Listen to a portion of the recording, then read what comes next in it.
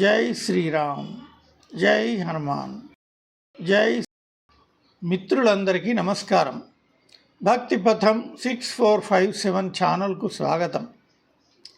సుందరే సుందరో రామ, సుందరే సుందరీ కథ, సుందరే సుందరీ సీత, సుందరే సుందరం వనం, సుందరే సుందరం కావ్యం, సుందరే సుందరో కపిః, సుందరే సుందరం మంత్రం, సుందరే కిం న సుందరం. రామాయణంలోని 7 కాండలలో 5వ కాండ సుందరకాండ. పై శ్లోకం ద్వారా సుందరకాండను అత్యంత ఉత్తమమైన సుందరమైన కాండగా గ్రహించాలి. సుందరే సుందరో రామ అంటే శ్రీరాముడు సుందరుడు. పుంసాం మోహన రూపాయ పుణ్యశ్లోకాయ మంగళం అన్నారు. శ్రీరాముని దివ్య సుందర రూపానికి మగవాళ్ళు కూడా ముగ్ధులైపోయేవారట. సుందరకాండలో శ్రీరాముడు చివరి వరకు కనిపించకపోయినా శ్రీరాముని కథను సీత, విభీషణుడు ఇంకా ఇతరులకు చాలాసార్లు వినిపించాడు హనుమంతుడు. సుందరే సుందరీ కథ, సుందరి కథగా కూడా సుందరకాండను వర్ణించారు.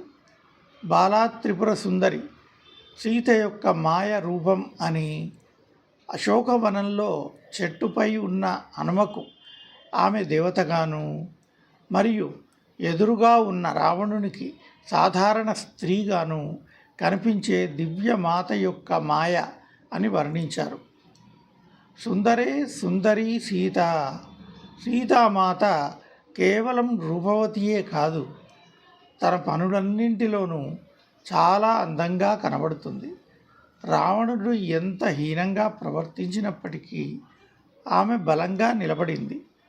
ఈ సుందరకాండలోనే హనుమంతుని తోకకు నిప్పంటించడం, ఆ అగ్నిని చల్లార్చమని సీత అగ్నిదేవుణ్ణి ప్రార్థిస్తుంది. సీతాదేవి తన శక్తిని తన కోసం ఉపయోగించుకోవడానికి ఇష్టపడలేదు. రాముడు మాత్రమే వచ్చి తనను తీసుకెళ్లాలని కోరుకుంటుంది. సుందరే సుందరం వనం. వాల్మీకి సుందరకాండలో మొదట లంకలోని అశోకవనం గురించి వర్ణించారు.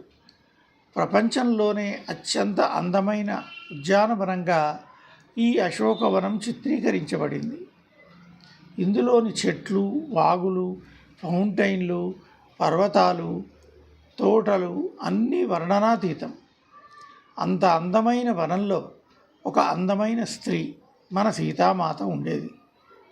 సుందరే సుందరం కావ్యం. ఈ కాండలోని కథనం మొత్తం ఓదార్పునిస్తుంది. ఈ కాండలోని కథనం ద్వారా ఆవిష్కరింపబడిన సందేశం ఏ వయస్సు వారికైనా గొప్పగా ఉంటుంది, అందరికీ ఆచరణీయం కూడా. అందుకే ఈ కావ్యం సుందరం. సుందరే సుందరో కపిః. ఈ వాక్యం కోతి గొప్పతనాన్ని వర్ణిస్తుంది. హనుమంతుడు లంకలో ప్రవేశించి సీతను కనుగొని లంకను తగలబెట్టిన కోతి ఎంతో గొప్పది కదా. ఇలా చేయగలిగింది కేవలం కోతి యొక్క భౌతిక రూపం కాదు, హనుమంతుని శారీరక మానసిక శక్తి, ప్రభుభక్తి పరాయణత, అకుంఠిత దీక్ష, సంకల్ప బలం వల్లనే సాధ్యపడింది. అందుకే సుందరకాండలో హనుమంతుడిని అందమైన వ్యక్తిగా చెప్పారు. ఈ కాండలో అందరం అర్థం చేసుకొని ఆచరించాల్సిన అంశాలు ఎన్నో ఉన్నాయి. సుందరే సుందరం మంత్రం.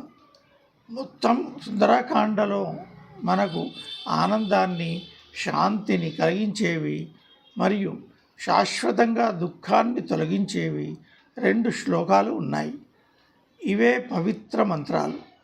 సుందరకాండలోని ఈ మంత్రాలు ఉచ్చరించడం మరియు వినడం ద్వారా స్వచ్ఛమైన ఆనందాన్ని పొందగలరు.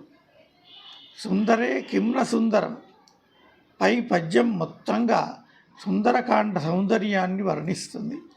ఇది సుందరకాండలోని ప్రతి అంశానికి చెందుతుంది.